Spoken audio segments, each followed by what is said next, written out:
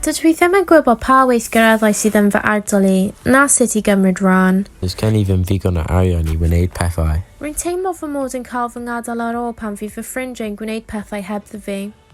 Mae rhaid i mi ofalu am fy mam, felly weithiau mae rhaid i ysgol a gweithgareddau fod yn ail.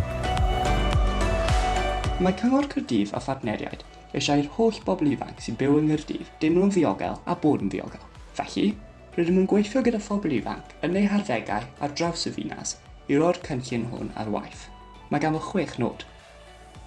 Nod 4. Bydd addysg a gweithgareddau ar gael i bob person ifanc a fydd yn ei helpu i baratoi ar gyfer eu dyfodol. Rydym am ei wasanaethau weithio gyda'i gilydd fel bod Caerdydd yn ddinas lle gall bobl ifanc ddweud. Mae llawer o weithgareddau am ddim a chyfleoedd gwirfoddoli yr wyf yn ei mwynhau. Gallaf cymryd rhan a mwynhau gweithgareddau yn fy ardal.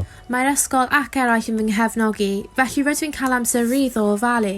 Gallaf cael wybodaeth am gweithgareddau yn y ardal a dewis yr un sydd mwyaf perthnasol i fi.